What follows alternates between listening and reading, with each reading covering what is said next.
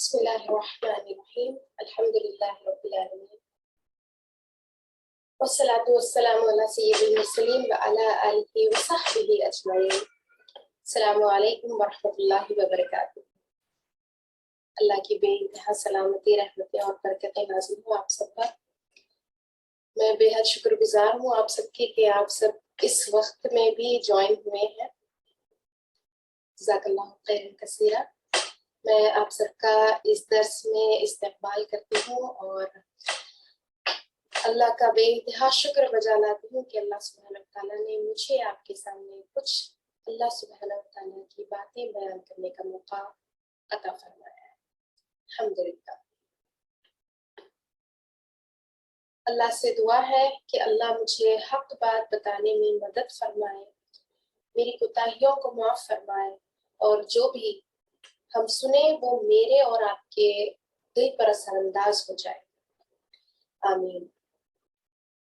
رب اشرح لی صدری ویسر لی امری واحلل عقدۃ من لسانی یفقہوا قولی۔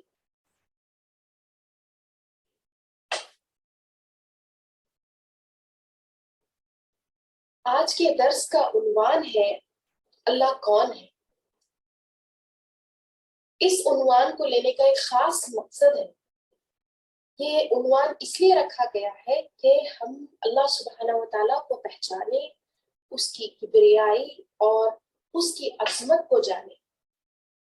اس عنوان کی طرف لے جانے سے پہلے میں آپ سب سے ایک سوال کرنا چاہوں گی تاکہ ہمیں اس عنوان کی ضرورت اور اہمیت کا پتہ چلے۔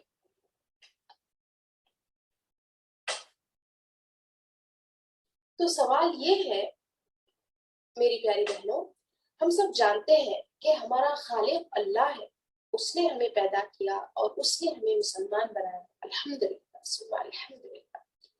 ہم ایمان والے ہیں اور اللہ کا یہ بے حد ہم پر احسان ہے کہ ہمیں اللہ نے ہدایت عطا کی اور یہ پہچان کرائی کہ اللہ نے ہمیں بنایا اور اس نے ساری کائنات کو بنایا۔ مگر سوال ہے کہ اللہ سبحانہ وتعالیٰ نے ہمیں کیوں بنایا؟ کیوں اللہ سبحانہ وتعالیٰ نے ہمیں بنایا؟ میں آپ کے جواب کی منتظر ہوں، تو جو بھی اس درس کو سن رہے ہیں تو اپنا جواب دیں جیسے بھی آپ سمجھتے ہیں۔ اللہ نے ہمیں کیوں بنایا؟ اللہ تعالیٰ کی عبادت کرنے کے لیے۔ ماشاءاللہ، تبارک اللہ، جزاک اللہ خیر۔ بیٹے زویا مہوش، یہ لیڈیز کے لیے لیکچر تھا پر آپ جوائن ہوئے، بہت بہت جزاک اللہ خیر، اور آپ نے جواب بھی دیا، بارک اللہ فیک۔ بے شک امی بھی سن رہے میم۔ ماشاءاللہ ماشاءاللہ، اللہ آپ کے گھر میں خیر و برکت عطا کرے، آمین۔ آمین۔ کیونکہ ہم اہل علم ہے، کیونکہ ہم علم جاننے والے ہیں، تو ہم ہر اس چیز کا جواب اللہ کی کتاب قرآن اور حدیث کی روشنی میں تلاش کرتے ہیں۔ تو جب یہ سوال آتا ہے کہ اللہ نے ہمیں کیوں پیدا کیا، تو ہمیں اس کا جواب بھی اللہ کی کتاب میں تلاش کرنا ہے۔ تو اللہ کی کتاب میں ہمیں کیا پتہ چلتا ہے؟ سورہ الزاریات میں اللہ سبحانہ وتعالیٰ نے فرمایا، بسم اللہ الرحمن الرحیم، وَمَا خَلَقْتُ الْجِنَّ وَالْإِنسَ إِلَّا لِيَعْبُدُونِ۔ اللہ سبحانہ وتعالیٰ نے سورہ الزاریات کی آیت 56 میں اللہ سبحانہ وتعالیٰ یہ فرماتا ہے کہ ہم نے جنات اور انسان کو صرف اور صرف اسی لیے پیدا کیا کہ وہ میری بندگی کرے، کہ وہ میری عبادت کرے۔ اللہ کی عبادت کے لیے اللہ سبحانہ وتعالیٰ نے ہمیں پیدا کیا۔ تو یہ ہماری زندگی کا سب سے اہم اور سب سے اول شے ہونی چاہیے۔ ہماری زندگی کا مقصد اللہ کی عبادت ہے کہ ہم ہر عمل اللہ کی عبادت سمجھ کر کریں اور اللہ کی رضا کے لیے کریں۔ تو آپ کو کیا لگتا ہے کس چیز سے، ایسی کون سی چیز ہے جس سے ہم ہمارے مقصد کی طرف توجہ دے سکتے ہیں. اس مقصد کو انجام دینے کے لیے سب سے اہم چیز ہمیں کیا معلوم ہونی چاہیے اور ہمارا کس پہ توجہ ہونا چاہیے. پھر آپ اپنی طرف سے اپنا جواب دیں. آپ کو کیا لگتا ہے اللہ کی عبادت کرنے کے لیے سب سے پہلے ہمیں کیا معلوم ہونا چاہیے اور سب سے پہلے ہمارا توجہ کس پہ ہونا چاہیے؟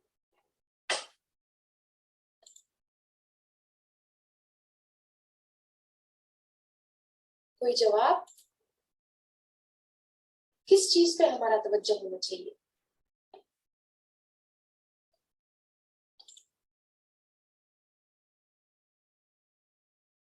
کوئی بھی جواب دے دے. آپ کو کیا لگتا ہے ہم کس چیز پہ توجہ دیں گے تو ہمارے اس زندگی کے مقصد کو ہم انجام تک پہنچا سکتے ہیں؟ نماز. نماز. ماشاءاللہ، آپ نے ایک اسلام کے ایک ستونوں میں سے ایک بہت ہی اہم چیز آپ نے بتائی ہے. ماشاءاللہ. اس سے پہلے ہم نماز جو پڑھتے ہیں ہم کس لیے پڑھتے ہیں اور کس کے لیے پڑھتے ہیں؟ اللہ کے لیے پڑھتے ہیں، ہے نا؟ تو ہم اللہ کے لیے پڑھتے ہیں. یہ پڑھنے کے لیے اور اللہ کی عبادت کرنے کے لیے آپ کو سب سے پہلے اللہ کو پہچاننا ضروری ہے. اللہ کی پہچان اور اللہ کو جاننا ہماری زندگی کا سب سے اہم مقصد ہے. جب تک ہم اللہ کو جانیں گے نہیں، جب تک ہم اللہ کو پہچانیں گے نہیں، ہم اللہ کی عبادت اس طرح نہیں کر سکیں گے جس طرح اس کا حق ہے. اللہ کے حکموں کو ہم بجا لانے کے لیے ہمیں اللہ کو پہچاننا ضروری ہے. اللہ کون ہے یہ جاننا ہمارے لیے بے حد ضروری ہے. تو یہی جاننے کے لیے ہم یہاں موجود ہیں کہ اللہ کون ہے. علماء دین نے فرمایا ہے کہ اللہ کو جاننا توحید کا آدھا حصہ ہے. توحید یعنی ہمارے ایک معبود ہونے کا یقین. تو اس کا آدھا حصہ ہے اللہ کو جاننا اور دوسرا آدھا حصہ ہے توحید کا اللہ کی عبادت کرنا. بس اسی مقصد سے چلیے ہم کوشش کرتے ہیں کہ اللہ کو جانے اور پہچانے کہ اللہ کون ہے.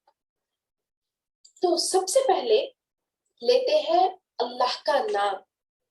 یہ جو اللہ کا نام ہے، اللہ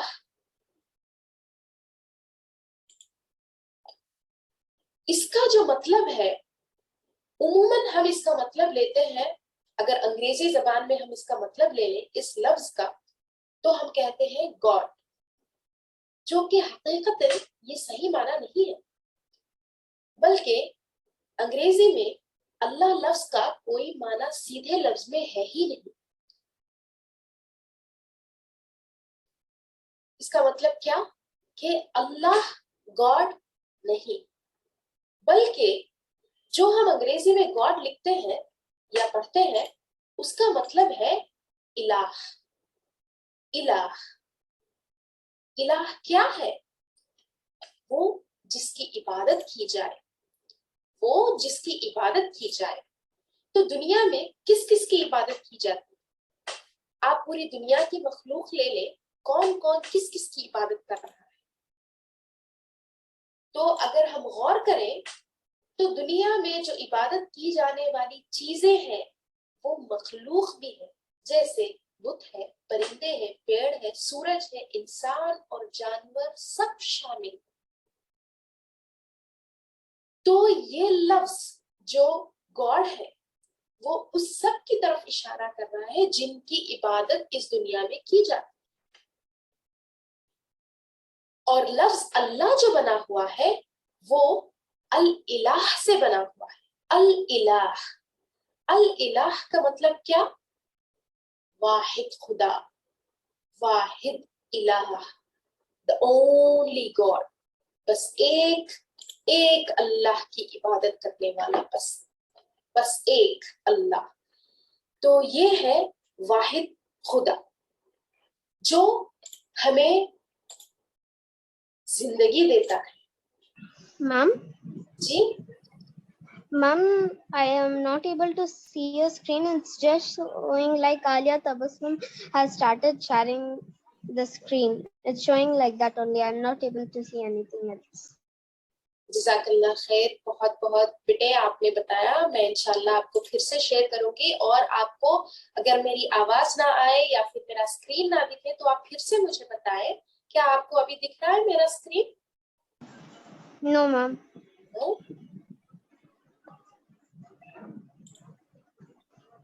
चलिए फिर से मैं शुरू करती हूँ।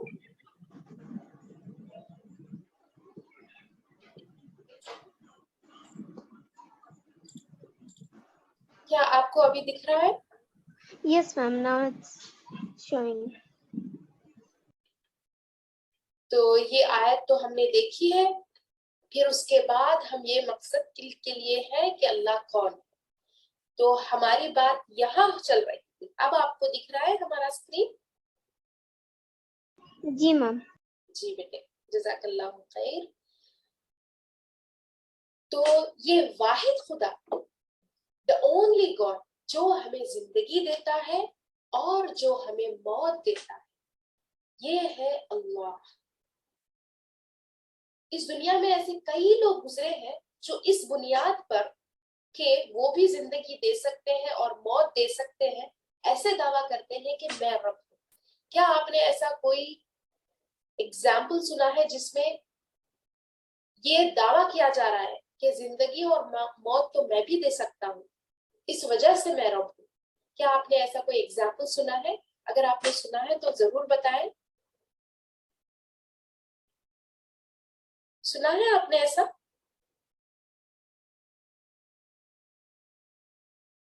तो ऐसे कई मखलूक गुजरे हैं इस दुनिया में जो कि रब होने का दावा करते हैं, जैसे कि फिरौन ने भी दावा किया था, है ना? नमरूद, माशाअल्लाह, जज़ाकल्लाहु खैर। बहन फौजिया, आपने जवाब दिया, अल्हम्दुलिल्लाह। पर ये नामुमकिन है कि वो जो इसका दावा कर रहे हैं वो किसी मदद के बगैर किसी को मार सके या किसी मदद के बगैर किसी को पैदा कर सके। इंसान की सोच, उसका इख्तियार, उसके अमल सब महदूद है, सब एक चीज पर डिपेंडेंट है। तो हम हर चीज करने के लिए दूसरों पर मुनहसिर है। हालांकि अल्लाह सुब्हाना व तआला तो लामहदूद है, उसे किसी की जरूरत नहीं है, बिना किसी की मदद के अल्लाह सुब्हाना व तआला मौत और जिंदगी दे सकता है। जो भी दूसरे माबूद इसका दावा करते हैं वो इन सिफतों से वाबस्ता नहीं है। अल्लाह जो है वो सिर्फ एक है, जो हमेशा से रहा है, जो हमेशा रहेगा, और वही हर चीज को पालने वाला, हर चीज की परवरिश करने वाला है। इस दुनिया में आज तक कोई ऐसा नहीं गुजरा जो अपने आप को अल्लाह कहता हो, जिसने अपने आप को अल्लाह लफ्ज से कहा हो, लफ्ज से पुकार लिया हो। तो आप समझ रहे होंगे ये अल्लाह का नाम कितना अहम है, कितना अजमत वाला है, और इस तरह कोई नाम नहीं है इस दुनिया में। बहुत से ऐसे लोग गुजरे हैं जिन्होंने अपने आप को इलाह होने का दावा किया, रब कहा, गॉड कहा, मगर कोई अल्लाह नहीं कहता। वैसे ही जब भी आप देखेंगे कि कोई किताब अरबी से कोई और जबान में जब ट्रांसलेट की जाती है, तब जो इल्म रखते हैं वो लोग अल्लाह के ट्रांसलेशन को अल्लाह ही रखते हैं, गॉड नहीं लिखते, क्योंकि उसका माना उसमें पूरा नहीं उतरता। तो इस वजह से आप भी जब भी अल्लाह का नाम लें या किसी और जबान में किसी को अल्लाह का तारुफ करवाएं, अल्लाह के बारे में बताएं, तो अल्लाह ही इस्तेमाल करें। और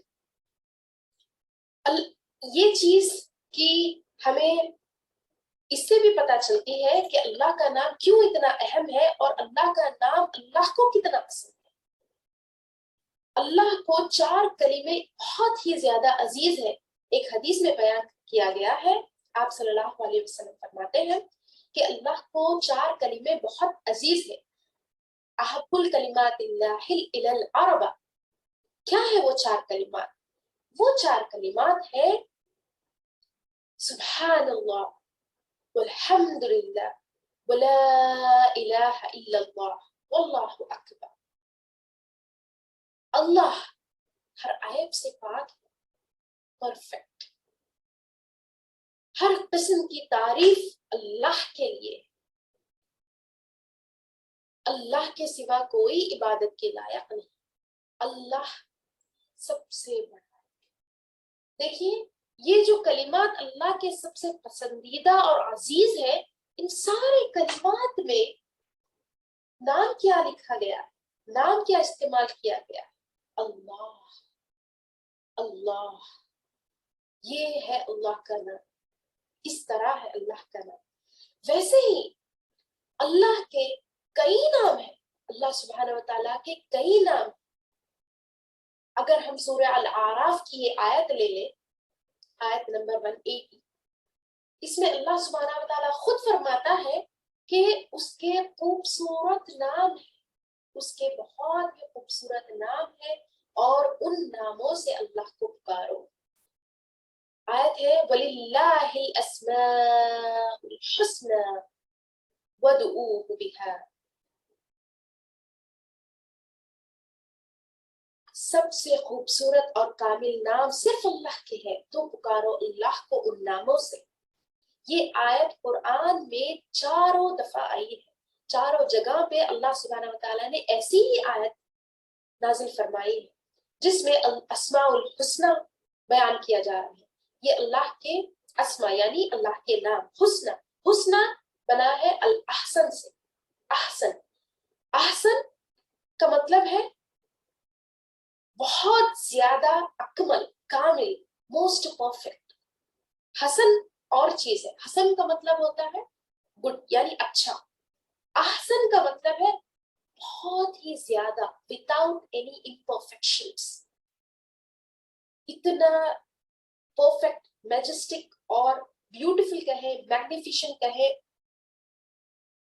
ऐसा कोई नहीं है, ऐसे नाम किसी के नहीं है। तो अल्लाह सुब्हानहू व तआला इन खूबसूरत नामों से हमें पुकारने का हुक्म दे रहा है। पुकारने का मतलब क्या? दुआ, अल्लाह से दुआ करना, अल्लाह से हम दुआ तलब करना, अल्लाह को पुकारना इन खूबसूरत नामों को ले लेकर। और हमने हमारे पिछले क्लासेस में सुना है कि दुआ क्या है। दुआ भी एक किस्म की इबादत है। तो अल्लाह सुब्हानहू व तआला हमें अपनी इबादतों में अल्लाह के नामों को शामिल करने की नसीहत कर रहा है। वैसे ही एक हदीस का मफहूम है जिसमें रसूलुल्लाह सल्लल्लाहु अलैहि वसल्लम ने फरमाया कि अल्लाह के 99 नाम हैं, जो इनको याद करेगा वो जन्नत में दाखिल होगा। जो अल्लाह को इन नामों से पुकारे, ये नामों को ज़हन नशीन कर ले, वो जन्नत में दाखिल होगा। क्यों? इन नामों की क्या ऐसी अहमियत है जो कि हम इसको ज़हन नशीन कर लें और हम जन्नत में चले जाएंगे। और अल्लाह कहता है कि इन नामों से पुकारो, इन नामों से पुकारो, ये भी तुम्हारे इबादत का एक हिस्सा है। क्यों? क्योंकि इन नामों को याद करने से, इन नामों को जानने से, इन नामों को हम अल्लाह को बुलाने से हमारे अंदर ईमान और तकवा पैदा होता है। कैसे? कैसे? अल्लाह के हर नाम का एक खास मतलब है जो कि अल्लाह की सिफत को बयान करता है।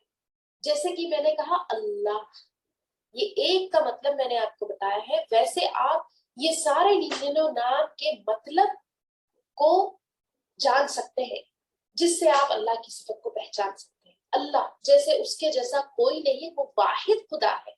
वैसे है रहमान, वैसे है रहीम। तो हर अल्लाह के नाम में आप एक नया एक्सपीरियंस, एक नई सिफत अल्लाह की जानेंगे जिससे आपको अल्लाह से जुड़ना आसान हो जाएगा और अल्लाह को पहचानना आसान हो जाएगा। आपके ईमान में इजाफा होगा और आपको, आपके अंदर अल्लाह का डर पैदा होगा। जब कहते हैं कुल हुवल्लाहु अहद अल्लाहुस समद, ये क्या है? احد اور سمد یہ سب اللہ کے نام ہیں, یہ اللہ کی صفتیں ہیں. اللہ کی بہت سی ایسی آیتیں گزری ہے جس میں ہم دیکھتے ہیں کہ اللہ جب بھی کوئی حکم دیتا ہے, جیسے کہ نماز قائم کرو اور توبہ کرو, جیسے ہم جب اللہ کوئی حکم دیتا ہے ہم پر, تب اللہ سبحانہ و تعالیٰ ساتھ ہی اس کی ایک صفت بیان کرتا ہے. جیسے اللہ فرماتا ہے تمہارا رب بہت غفور الرحیم ہے. ہم نے ایسے بہت سی آیتوں کی آخر میں دیکھا ہے اللہ تو ہے ہی بخشنے والا. جب اللہ کہتا ہے توبہ کرو تو ساتھ ہی اللہ کہہ دیتا ہے کہ اللہ تو ہے ہی بخشنے والا, اللہ سب جاننے والا ہے, قادر ہے, اللہ رحمان اور رحیم ہے. اس طرح کی کئی ایسی آیتیں گزری ہے جس سے ہمیں یہ پتا چلتا ہے کہ اللہ کی صفت کیا ہے. تو اللہ خود اپنا تعارف کروا رہا ہے, اپنے بارے میں ہمیں بتا رہا ہے, جس سے ہمیں اس پر ایمان لانا اور عبادت کرنا آسان ہو. جب اللہ کہتا ہے توبہ کرو اور ساتھ ہی اللہ کہتا ہے کہ میں غفور الرحیم ہوں, تو ہمارے لیے توبہ کرنا آسان ہو جاتا ہے, کیونکہ ہم پہچان لیتے ہیں کہ یہی ہے جو توبہ قبول کر سکتا ہے, یہی ہے جو معاف کر سکتا ہے. جب اللہ کہتا ہے میں قادر ہوں, تو ہمیں یقین ہو جاتا ہے کہ یہی ہے جس سے ہر چیز بن سکتی ہے. جب اللہ کہتا ہے میں ہی دعائیں قبول کرنے والا ہوں, تو ہمارے اندر یہ ایمان یہ پیدا ہوتا ہے اللہ کی طرف سے کہ ہم اسی سے مانگیں. ویسے ہی جب اللہ دوسری آیتیں جس میں ہمارا تقوی بڑھتا ہے, اللہ کے لیے خوف طاری ہوتا ہے, یہ ساری اللہ کی صفتوں سے ہمارے اندر آتا ہے. اب دیکھیں کہ یوں ہی کسی کی عبادت نہیں کی جا سکتی جیسے کہ اللہ کی جاتی ہے. دنیا میں جتنے بھی معبود ہیں آپ لے لیں جو دوسرے مذہبوں میں ہیں, ان کی خصوصیت اتنی خاص نہیں ہے جیسے کہ اللہ کی ہے. اللہ کی کوئی ایک صفت بھی کسی اور معبود میں موجود نہیں ہے. تو جب تک ہم اللہ کی صفتوں کو جانیں گے نہیں, ہم اس طرح اس کی عبادت نہیں کر سکیں گے جیسے کہ اس کا حق ہے. جب تک آپ جانیں گے نہیں کہ اللہ قادر ہے, تب تک آپ اس پر اس طرح توکل نہیں کر سکیں گے جیسے کہ اس کا حق. جب ہم پہچانیں گے نہیں اللہ کیا ہے, تو آپ اس طرح کی نماز نہیں پڑھ سکیں گے. جب آپ جانیں گے نہیں کہ اللہ ہر قسم کی دعا قبول کرتا ہے, ہر قسم کی حاجت پر لبیک کہتا ہے, تب تک آپ اس توکل کے ساتھ دعا نہیں کر سکتے.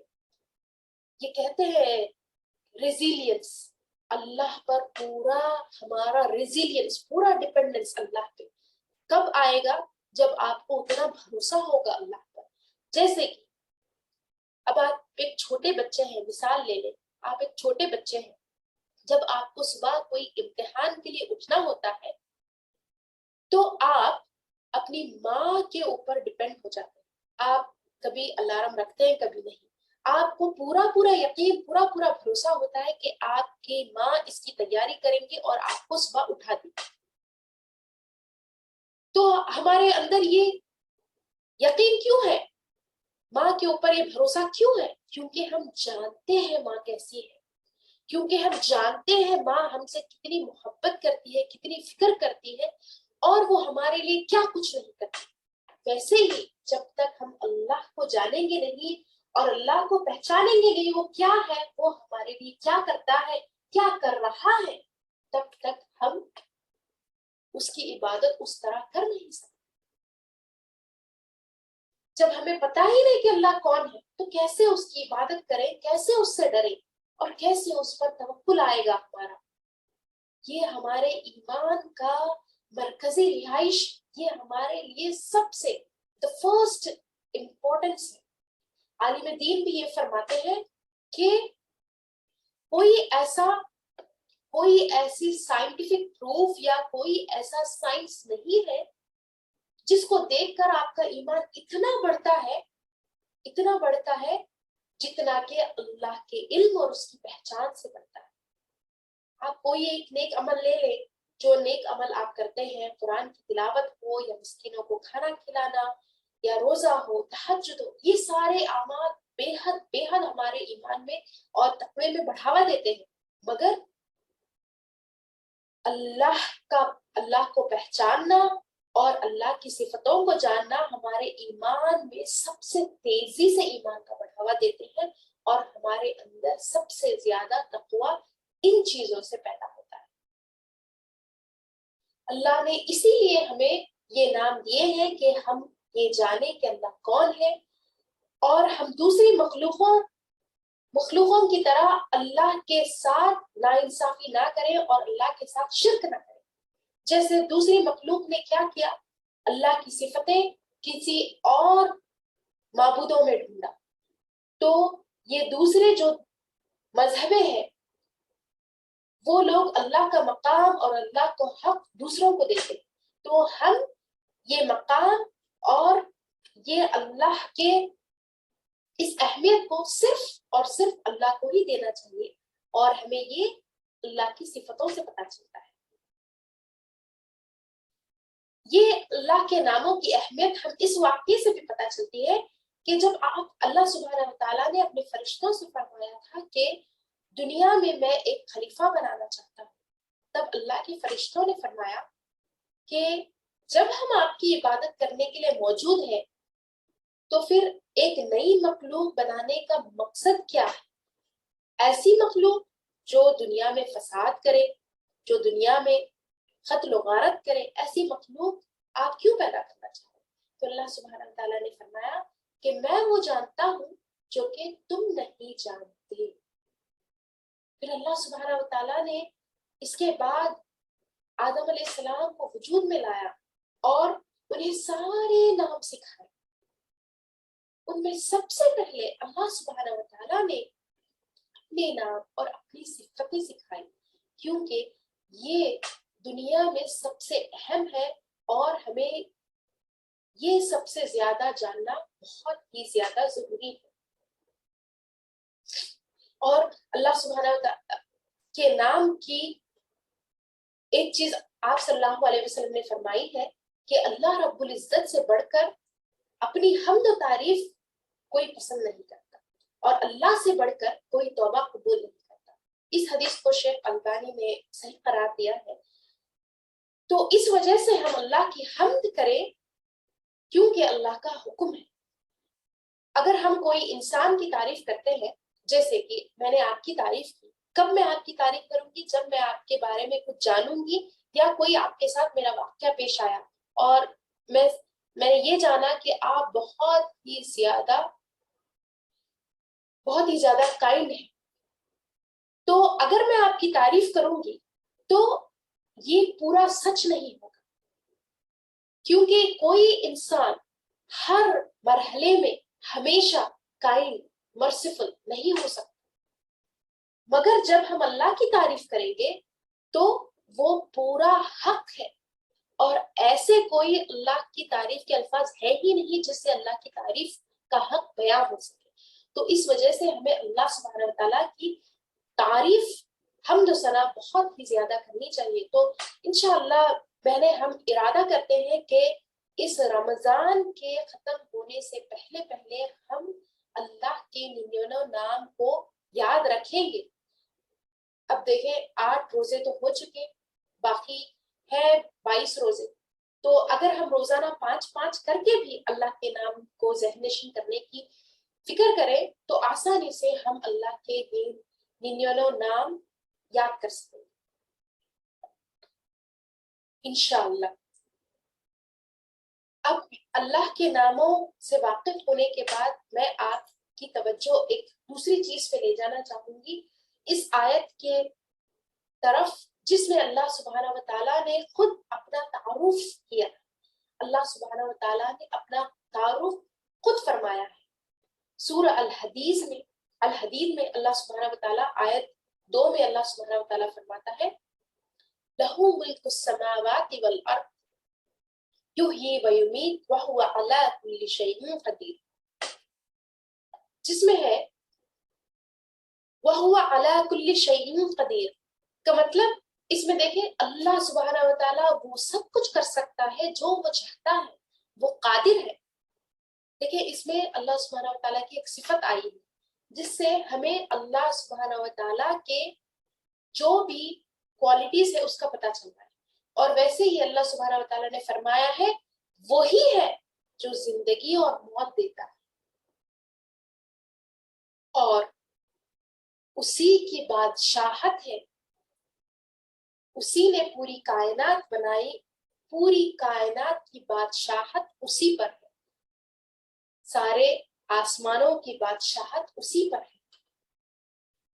تو آپ مجھے ایک چیز کا جواب دیجیے اپنے ذہن سے, جو بھی آپ کے پاس علم ہے اس سے آپ دے سکتے ہیں. آپ کوئی ایک وجہ مجھے بتائیے جس سے,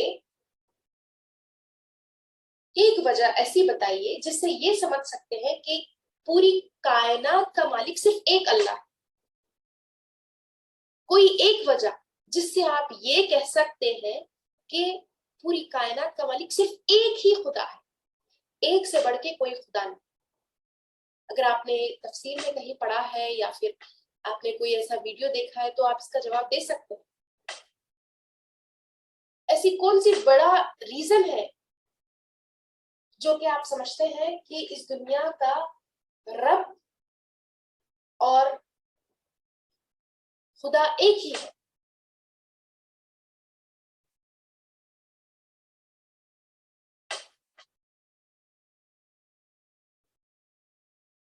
تو جیسے اب رات اور دن کا آ جانا, یہ بھی, ہاں یہ بھی اللہ کے ہی حکم سے ہوتے ہیں اور اللہ کے علاوہ کوئی اس طرح کی تبدیلی نہیں کر سکتا.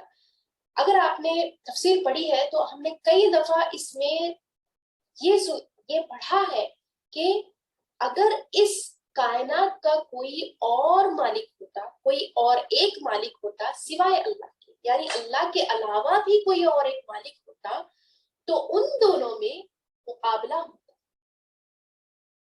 اور اس مقابلے میں فیصلے لینے میں بہت مشکلات پیدا ہوتی اور دنیا تباہ و برباد ہو جاتی.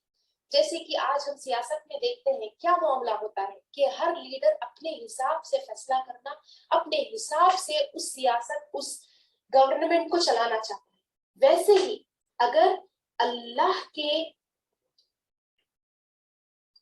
کے علاوہ کوئی اور ہوتا اس دنیا میں کوئی اور رب ہوتا تو اس دنیا کو تباہ و برباد کر چکا ہوتا. یہ اپنے لیے بہت بڑی دلیل ہے کہ اس کائنات کا صرف واحد واحد واحد اللہ ایک ہی ہے. تو اب ہم دیکھتے ہیں کہ اللہ کی کائنات کیسی ہے, اللہ سبحانہ و تعالیٰ کی کائنات کیسی ہے. اللہ سبحانہ و تعالیٰ کی کائنات, پہلے ہم لیتے ہیں اس دنیا کو کہ اتنی بڑی اللہ کی دنیا ہے, سبحان اللہ, اتنی بڑی اللہ کی دنیا ہے کہ اس میں فی الوقت 6 بلین سے زیادہ لوگ ہیں اور یہ سارے لوگوں کی ہر خبر اللہ کو ہے. کتنی بڑی دنیا ہے. ہماری آنکھ ایسے ہے کہ ایک ساتھ ہم دنیا کو دیکھ بھی نہیں سکتے. اگر کوئی ہم اونچی عمارت پہ چلے جائیں یا پھر کوئی پہاڑ پر ٹھہر کر دیکھ لیں, ہماری آنکھ اور ہماری بینائی اتنی محدود ہے کہ ہم سب چیز کو کور نہیں کر سکتے.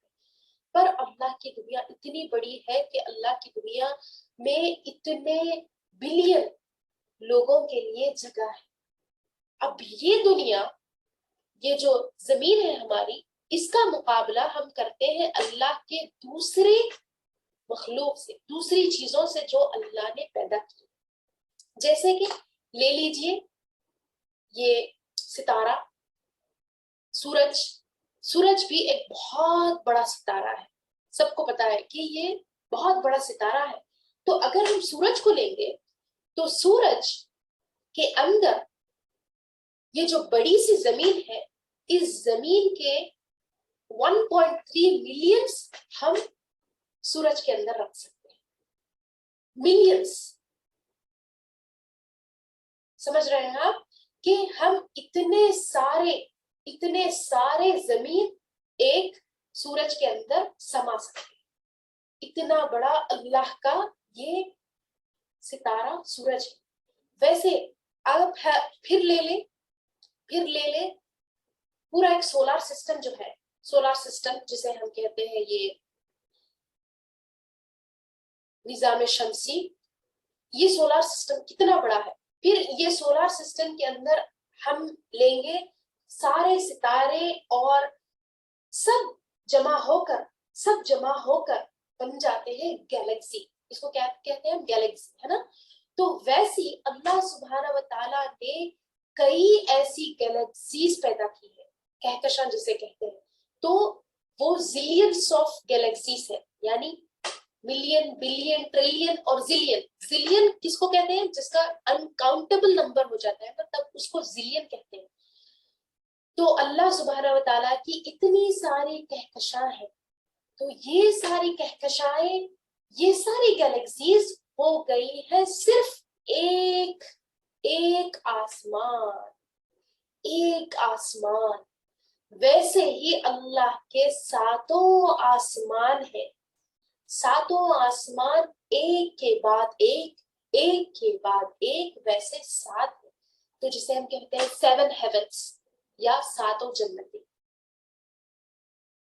अब आप इन सातों जन्नतों का अंदाजा लगा सकते हैं कि कितनी वसी है, कितनी बड़ी है।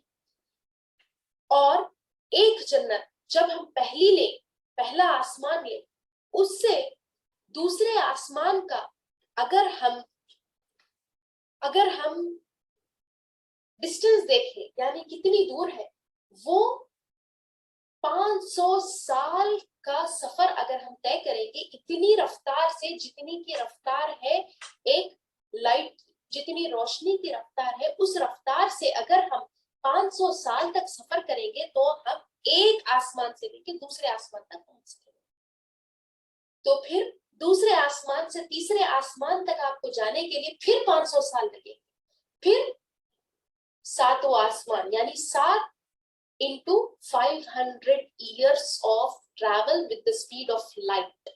इस तरह अगर आप सफर करेंगे तो जब जाके आप पहुंचेंगे अल्लाह के सातों आसमान पर।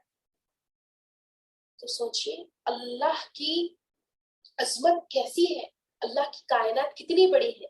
अब हम चलते हैं एक ऐसे सच्चे वाकये की तरफ जो आप सल्लल्लाहु अलैहि वसल्लम की जिंदगी में हुआ था, जो कि आप सल्लल्लाहु अलैहि वसल्लम पर जब मेराज हासिल हुई, आप सब जानते ही होंगे ये वाकया क्या हुआ था। कि हमारे नबी सल्लल्लाहु अलैहि वसल्लम सो रहे थे और जिब्राइल अमीन वो आए और एक सवारी बुर्राक पर आप सल्लल्लाहु अलैहि वसल्लम को ले गए। कहाँ?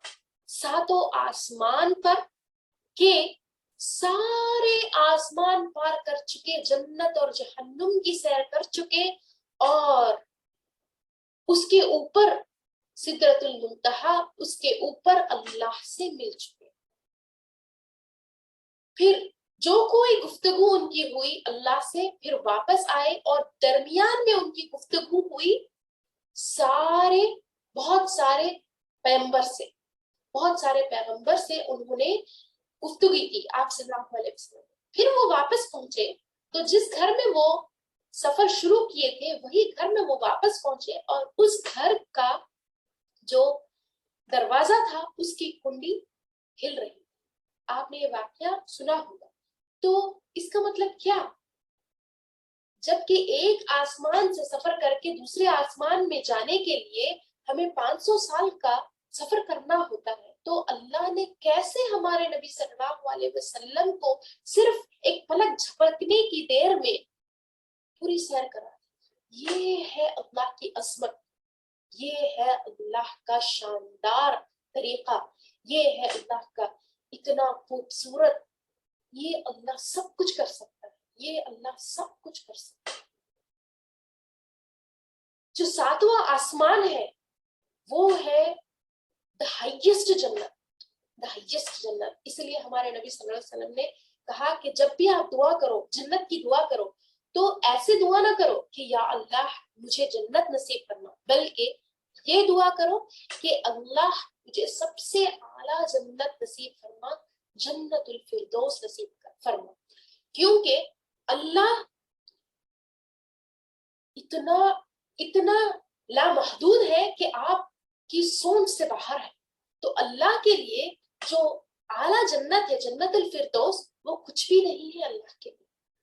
آپ جنت الفردوس کا مطالبہ بھی کریں گے تو اللہ کے لیے وہ بہت بڑی بات نہیں ہے. اللہ کی رحمت ایسی ہے کہ وہ آپ کو عطا کر سکتا ہے. تو اسی لیے ہمیشہ ہمیں اللہ سے بہت ہی بڑی چیز کا جو آخرت کے تعلق سے ہے، وہ بڑی سے بڑی چیز کا آپ کو دعا کرنی ضرورت ہے. یہ ہمارے نبی صلی اللہ علیہ وسلم نے ہمیں سکھایا ہے. پھر یہ ساتوں آسمان کے بعد کیا ہے؟ یہ ساتوں آسمان کے بعد وسع کرسیہ السماوات والارض، سورہ بقرہ کی آیت ہے. یہ ساتوں آسمان، یہ ساتوں جنتوں کے بعد ہے اللہ سبحانہ و تعالیٰ کی کرسی.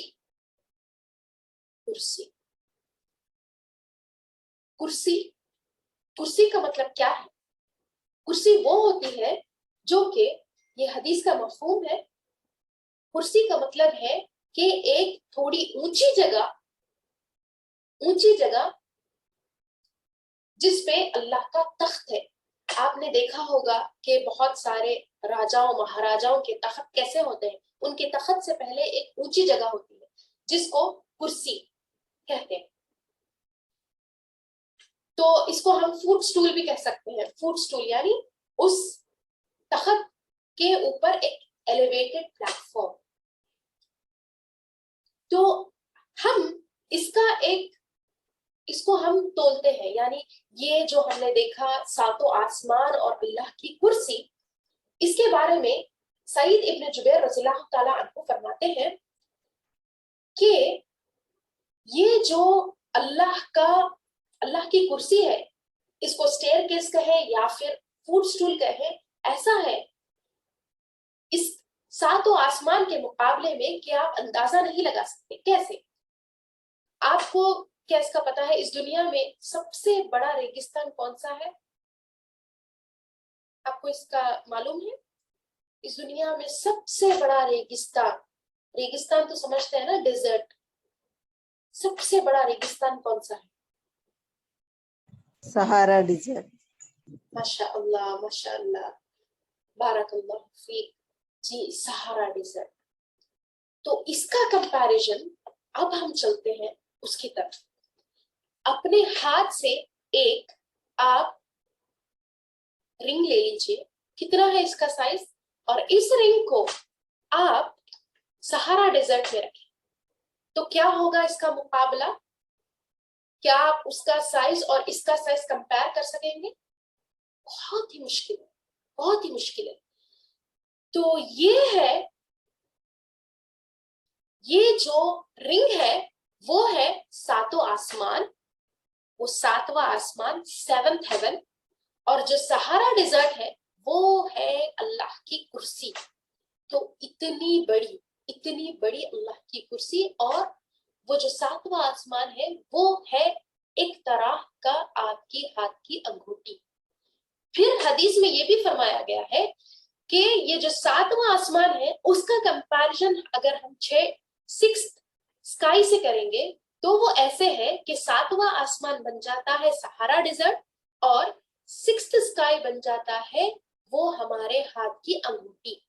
تو اس طرح ایک سے بڑھ کے ایک اپنے سائز اتنا بڑا ہے جو کہ ہمارے سوچ سے بھی بہت بہت دور ہے.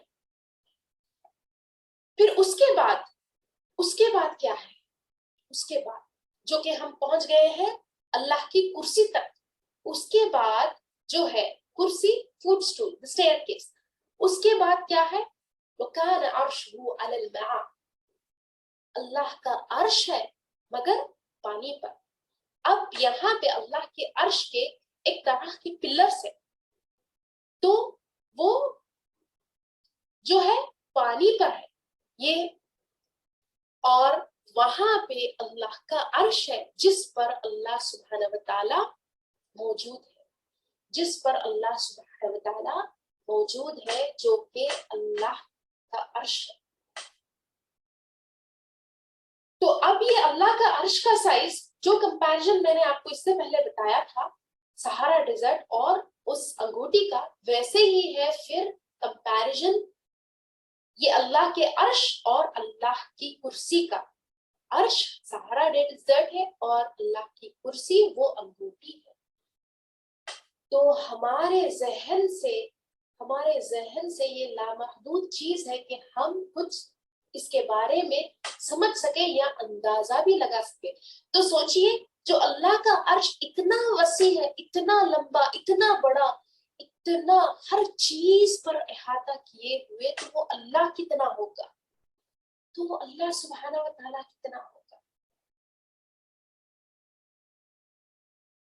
اس بارے میں امام القرطبی رحمۃ اللہ علیہ فرماتے ہیں کہ اللہ سبحانہ و تعالیٰ نے کئی بار قرآن میں یہ فرمایا ہے،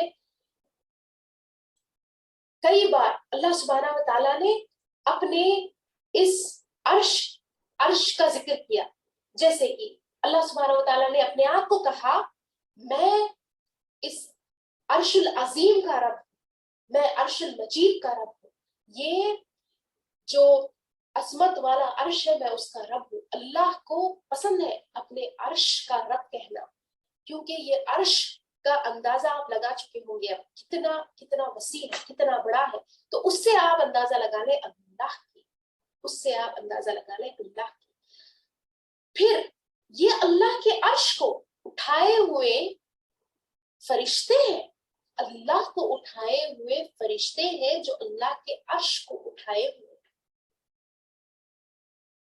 اللہ کے تھرون، اللہ کے عرش کو اٹھائے ہوئے فرشتے ہیں۔ سنن نبی داؤد کی حدیث ہے، جابر رضی اللہ تعالیٰ عنہ سے روایت ہے کہ وہ فرماتے ہیں کہ ایک ایک فرشتہ جو اللہ کے عرش کو اٹھائے ہوئے ہیں وہ اتنا بڑا ہے کہ اس کی کان کی لو سے لے کے اس کے کاندھے تک کا سفر اگر آپ کریں تو آپ کو 700 سال کا سفر کر کے پہنچنا ہوگا۔ یعنی اگر آپ اس فرشتے کے کاندھے سے سفر کرنا شروع کریں تو اس کے کان تک پہنچنے تک آپ کو 700 سال لگ جائے۔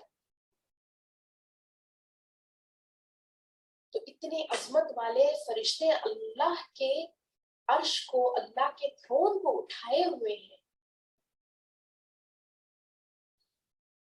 یہ جو سورہ الحدید میں جب اللہ سبحانہ و تعالیٰ نے اپنے عرش کا بیان کیا، جب اپنے عرش کے بارے میں بتایا، تو اللہ سبحانہ و تعالیٰ نے فوراً یہ بھی فرمایا کہ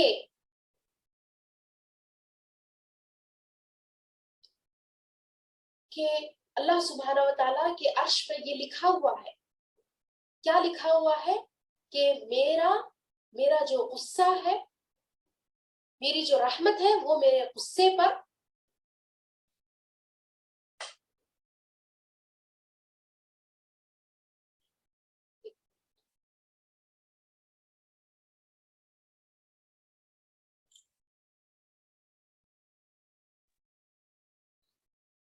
تو جو اللہ کے عرش پہ لکھا ہوا ہے، کیا ہے اللہ کے عرش پہ لکھا ہوا کہ میری رحمت میرے غصے پر حاوی ہے، یعنی اللہ کی رحمت اس سے کئی زیادہ ہے، اس کے غصے سے کئی زیادہ ہے۔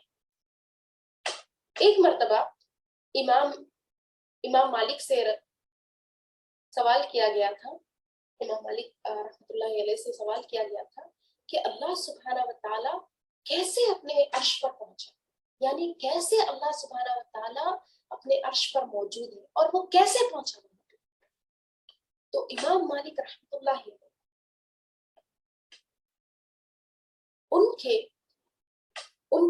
انہیں ایک وحشت طاری ہونے لگی، وہ ایک دم گھبرا اٹھے اور ان کے جسم سے پسینے نکلنے لگے، وہ بہت ہی ڈر گئے، بہت گھبرا گئے، کیونکہ یہ ایسا سوال ہے جس کا جواب اگر وہ کچھ غلط دے دیں تو اللہ کے حق میں بہت ہی زیادہ ناپسندیدہ چیز ہوگی.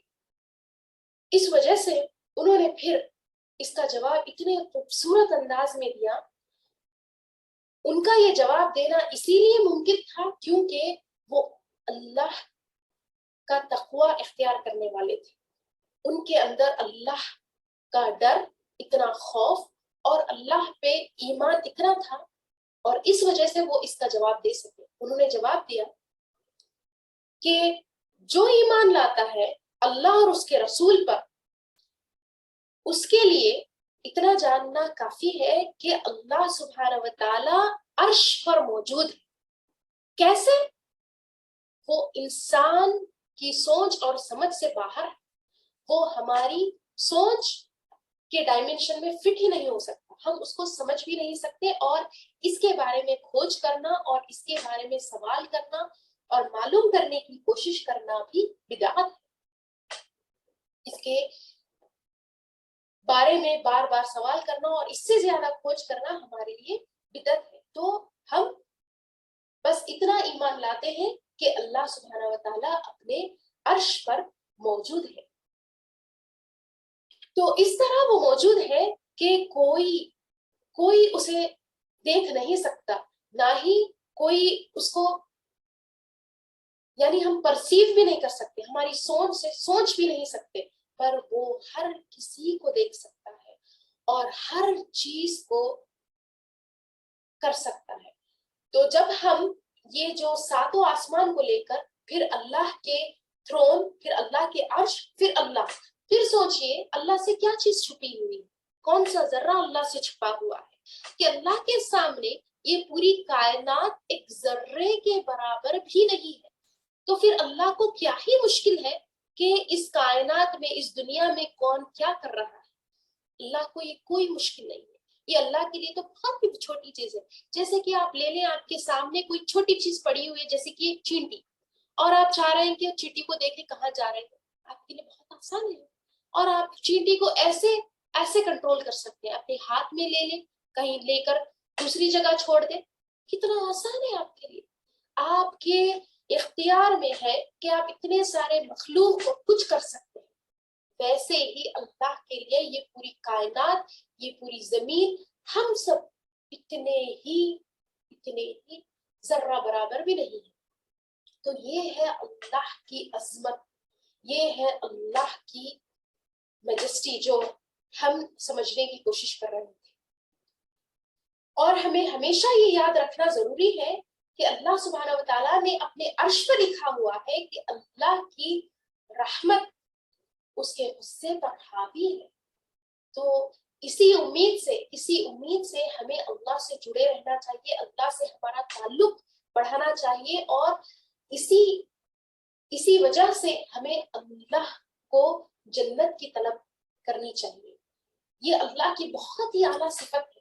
اس صفت سے ہمیں اللہ سے محبت کرنے پر ہم مجبور ہو جاتے ہیں. کیونکہ اللہ اتنا رحمان ہے، یہ بہت رحمان ہے، اتنا کہ ہمارے والدین سے بھی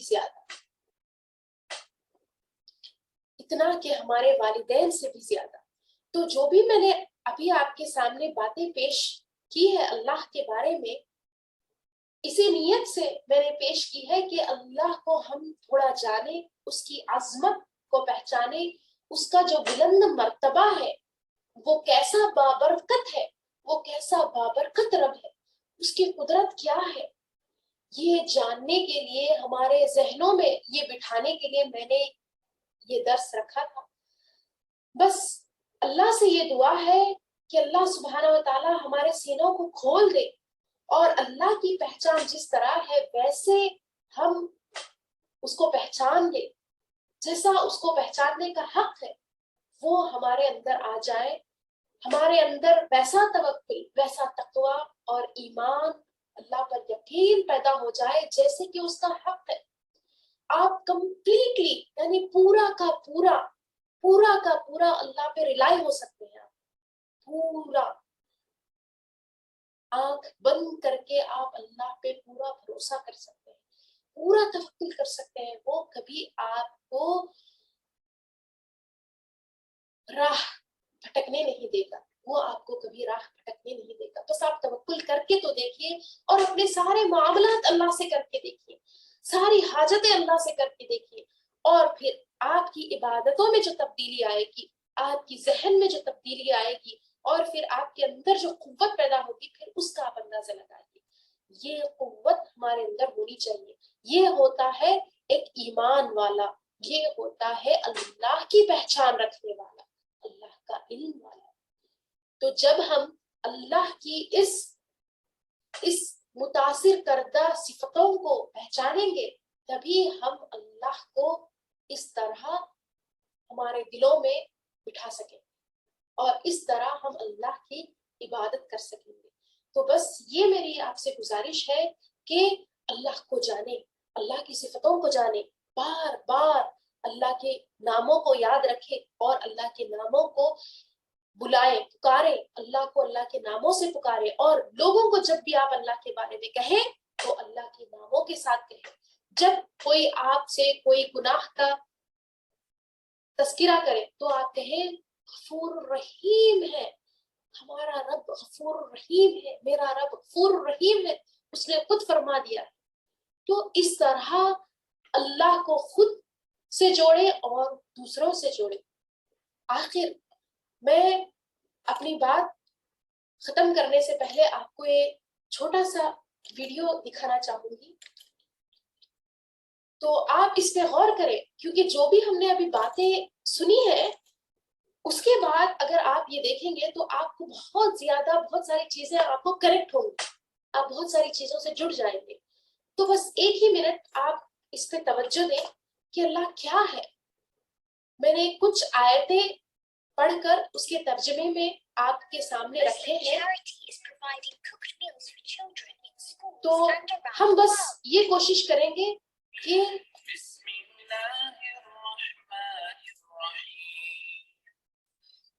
الله لا إله إلا هو الحي القيوم لا تأخذه سنة ولا نوم له ما في السماوات وما في الأرض من ذا الذي يشفع عنده إلا بإذنه يعلم ما بين أيديهم وما خلفهم ولا يحيطون بشيء من علمه إلا بما شاء وسع كرسيه السماوات والأرض ولا يئوده حفظهما وهو العلي.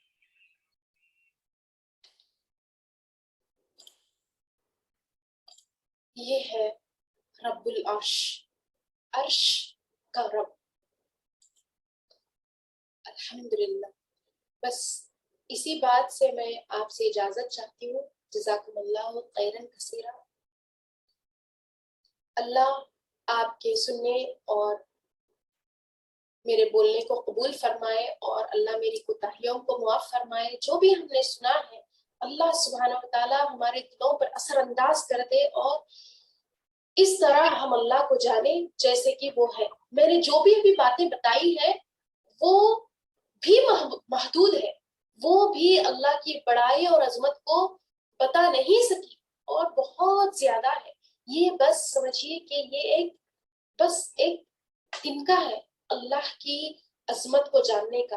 اور ہم کوشش کرتے رہیں گے تو اللہ سبحانہ وتعالیٰ ہمیں اپنی پہچان اور کرائے گا. بس اللہ سے دعا ہے کہ اللہ ہمیں اس طرح جوڑے رکھے اور اپنی پہچان کراتے رہے. بس اسی چیز سے اجازت چاہتی ہوں. جزاک اللہ خیرن کثیرا. آخری دعا پڑھ لیں. سبحانک اللہم و بحمدک اشہد ان لا الہ الا انت استغفرک و اتوب الیک. سبحان ربک رب العزت عما یصفون وسلام علی المرسلین والحمد للہ رب العالمین. السلام علیکم ورحمۃ اللہ وبرکاتہ. وعلیکم السلام ورحمۃ اللہ وبرکاتہ. جزاک اللہ خیرن کثیرن کثیرو. آپ کے اگر کوئی سوال ہے تو آپ کر سکتے ہیں. انشاءاللہ میں کوشش کروں گی اپنے علم کے تحت کچھ مجھے جواب بن سکا تو میں بتاؤں گی، یا پھر میں تحقیق کر کے انشاءاللہ آپ کو بتاؤں گی.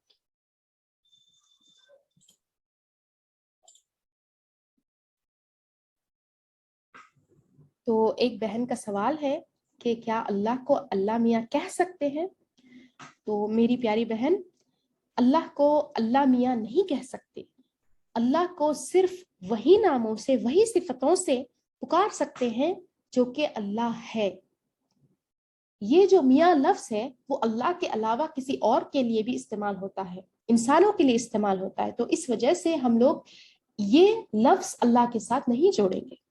آپ اللہ کے اچھے اچھے نام لیجئے، اللہ عز و جل کہیں، اللہ سبحانہ و تعالیٰ کہیں، اللہ تعالیٰ کہیں. اس طرح کے الفاظ آپ اللہ کے لیے استعمال کر سکتے ہیں. جی، بچوں کو کہتے ہوئے سنا ہے آپ نے، تو بچوں کو بھی کہیے کہ بیٹے یہ اللہ کی صفت نہیں ہے، اللہ اس طرح نہیں ہے، اللہ ایک عام انسان کی طرح نہیں ہے. تو جو ہم عام انسان کے لیے پکارنے کے لیے استعمال کرتے ہیں کوئی لفظ، تو وہ اللہ کے لیے استعمال نہ کریں.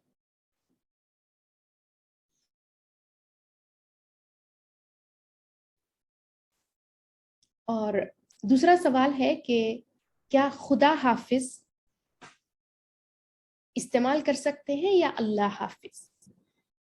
تو اللہ حافظ استعمال کرنا زیادہ بہتر ہے اس سے کہ آپ خدا حافظ کہیں، کیونکہ خدا کا مطلب میں نے ابھی آپ کو بتایا ہے کہ خدا کوئی بھی ہو سکتا ہے.